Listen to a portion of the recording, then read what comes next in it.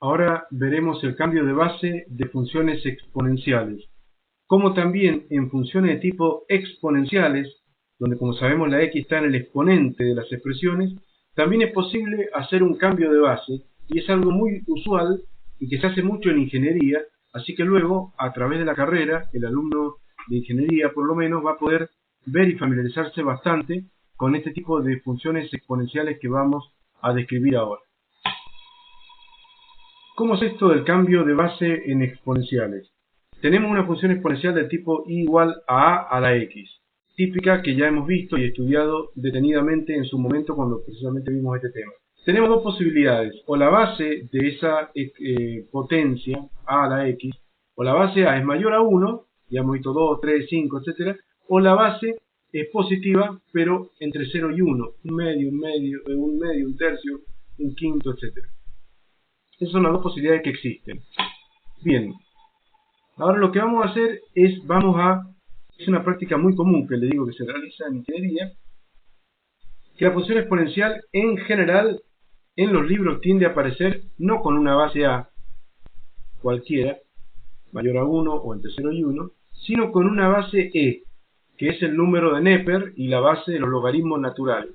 Se uniformiza de alguna manera todas las funciones exponenciales, es común uniformizar todo tipo de funciones exponenciales tomando como base al número de Neper e.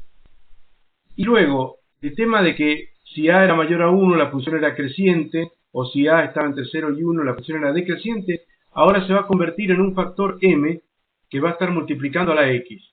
En lugar de ser entonces a la x, con una constante a arbitraria, ahora vamos a tener e a la m por x con una constante arbitraria m, que va a ser las veces de lo que antes era a. Y como vamos a probar ahora, esta constante m que está multiplicando a la x, cuando es mayor a 0, o sea positiva, la función va a ser creciente y va a ser lo mismo que el a mayor a 1. Ahora, cuando esta constante m que está multiplicando a la x sea negativa, m menor a 0, va a pasar lo mismo que pasaba en el segundo caso de las exponenciales cuando a estaba entre 0 y 1. Entonces, en lugar de tener una función exponencial y decirle, cuidado que a no puede ser nunca negativa, ni puede ser 0, ni puede ser 1, y dar dos posibilidades, o a mayor a 1, o a entre 0 y 1, ahora vamos a decir, la base de la función exponencial va a ser siempre e, que es 2,71, 82, etcétera, etcétera, infinitos números, lo podemos ver fácilmente con cualquier calculadora científica. Es un número fijo, ya no va a variar más, podríamos decir así, ¿no? Y el cambio en la forma de la función exponencial que se daba cuando era mayor a 1 o menor a 1, va a quedar dado en el signo de m y en el valor de m, siendo positivo y negativo. Lo vamos a demostrar. Estamos diciendo que i igual a la x lo vamos a convertir en i igual a e elevado a la mx. Si esto es así, e elevado a la m por x es lo mismo que decir e a la m elevado a la x. Potencia de potencia, se multiplicarían los exponentes y quedaría lo que está más arriba, i igual a e a la m por x.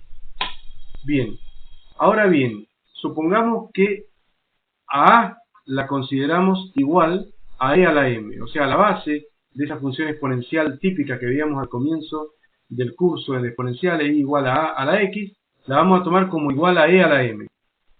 Si esto es así, si a es igual a e a la m, entonces es evidente que voy a tener que tomando logaritmo natural miembro a miembro a esta igualdad, voy a tener que el logaritmo natural de a es igual al logaritmo natural de e a la m. Aplicando la definición la propiedad, la tercera propiedad de los logaritmos al segundo miembro, el logaritmo de una potencia, el logaritmo de e a la m es igual a m por el logaritmo natural de e, el logaritmo natural de a se repite. Pero el logaritmo natural de e, que es la base de los logaritmos naturales, es 1, porque es un logaritmo en base e de e. Recordemos que el logaritmo natural es eso, logaritmo en base e. Entonces ahí tenemos logaritmo en base e de e, y eso vale 1, con lo cual m va a ser igual al logaritmo natural de a. Entonces, si a es mayor a 1, y recordamos nosotros la forma de la función logaritmo, en realidad nosotros graficamos el logaritmo en base 2 de x, y esto sería el logaritmo natural de a. A en este momento está haciendo las veces de una variable x, ¿no? Y por lo tanto, recordamos que la función logaritmo base 2 de x era una función creciente monótona y tenía un conjunto de positividad desde 1 hasta infinito. O sea que cuando a era mayor a 1, la función logaritmo natural de a era positiva, y cuando era menor a 1, entre 0 y 1, era negatividad para la función logaritmo en base 2 de x. Y esta es logaritmo natural, que es logaritmo en base 2,71, 82, etcétera, etcétera. Con lo cual es muy parecido, es muy similar, y también tiene la función logaritmo natural de x un 0 en x igual a 1, así que también corta el eje x en x igual a 1, así que tiene los mismos intervalos de positividad y de negatividad que la logaritmo en base 2 de x, o en base 3 de x, o en base 5 de x, etcétera, etcétera. Por lo tanto, vemos que cuando a es mayor a 1, ¿cierto?, es positividad para el logaritmo natural de a, y por lo tanto es positividad para m. M, que es el logaritmo natural de a, es positivo.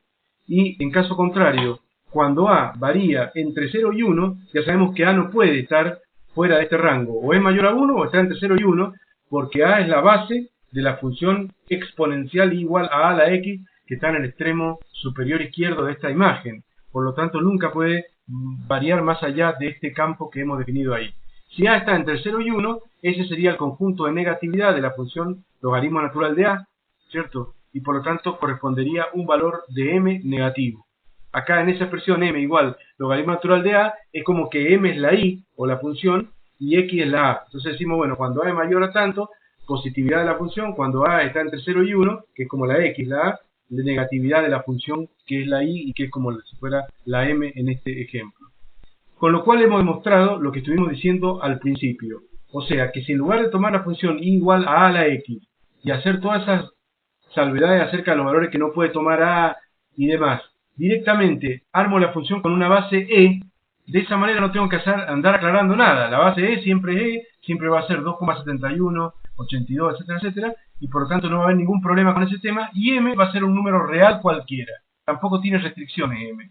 Cuando m sea positivo, se va a corresponder con una mayor a 1, y la función va a ser monótona creciente. Y cuando m sea negativo, se va a corresponder con una función decreciente, lo cual es bastante más fácil también para interpretar una función exponencial si es monótona creciente o monótona decreciente. A modo de conclusión de todo esto, si tenemos una función exponencial creciente de la forma i igual a la x, es porque a es mayor a 1, como ya hemos visto. Por ejemplo, i igual 2 a la x. Si quiero convertir esta función en una forma i igual a e elevado a la m por x, entonces m tiene que ser igual a el logaritmo natural de a, tal cual probamos en la diapositiva anterior. Tomando el logaritmo natural de 2, va a quedar más 0,693 redondeando. Entonces vamos a tener la función i igual a e a la más 0,693 por x. Y ahí tenemos un m positivo o mayor a 0 que se corresponde con una mayor a 1 y con una función exponencial creciente. Así que si tenemos esta función exponencial i igual a e elevado a un exponente positivo, o a un número positivo por x, mejor dicho, ¿cierto? Porque el exponente podría ser negativo cuando x tome valores negativos, sino i igual a e elevado a un número positivo por x, va a dar como resultado una función creciente, monótona creciente. Y en caso contrario, si tenemos un ejemplo de una función del tipo i igual a la x, con el coeficiente a, base de la potencia, entre 0 y 1, ya vimos que era una función monótona decreciente, y ya estudiamos la función i igual a un medio a la x, que tenía esa forma que ven en esta gráfica. Si la quiero convertir o cambiar de base y expresarla en base e, voy a tener i igual a e a la m por x. Y como ya sabemos, m tiene que ser el logaritmo natural de a, y el logaritmo natural de un medio da menos 0,693. El mismo número anterior, pero negativo. Y por lo tanto vamos a tener que la función i igual a un medio a la x se ha convertido en la función i igual a e elevada a la menos 0,693 por x, y entonces m es negativo y la función exponencial es decreciente. Así que va a ser algo muy usual y muy común ver a través de los libros de texto cuando se estudian diferentes ámbitos de la ingeniería. Por ejemplo, cuando se estudia, si estudian electrónica, se estudia la electrónica, digamos, de el comportamiento de los electrones cuando penetran en un transistor PNP, NPN, etcétera. Se va a ver siempre estas funciones exponenciales decrecientes cuando la e siempre se utiliza en todos los libros de física, se uniformiza, como les digo, a la base e. Cuando veamos un exponente con un coeficiente negativo es porque es un exponencial decreciente, y cuando la vemos con un exponente de e positivo es una exponencial creciente, y es mucho más cómodo identificar entonces la forma de una función. Resumiendo, una función exponencial generalizada de una manera similar a lo que ya habíamos visto antes, podría tener la forma uniformizando, vuelvo a repetir, la base de la potencia en E, podría tener la forma I igual a K por E a la M por X menos B más E. Con lo cual, ¿qué tenemos? La M, que pertenece a los números reales, o sea, es cualquier número real, ya vimos positivo o negativo según la forma que tiene, le da básicamente la forma a la curva, exponencial decreciente, según su signo, como hemos analizado, y puede tomar cualquier valor real y no hay que andar haciendo restricciones al conjunto de valores que puede tomar.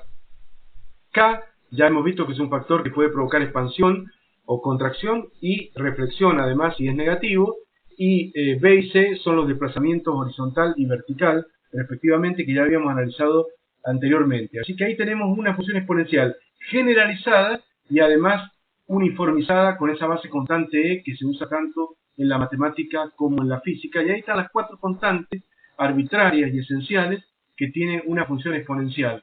Así que definidos esos cuatro valores de K, de M, de B y de C que están acá en colores, vamos a tener un determinado tipo de función o va a diferir una función exponencial de otra. Lo que está en negro obviamente es siempre constante, que es la E y la X, ¿cierto? Bien, aquí terminamos esta última presentación que sirve como para que el alumno sepa interpretar lo que son las exponenciales crecientes y decrecientes, cómo se le van a aparecer a través de su estudio universitario en aplicaciones concretas de física.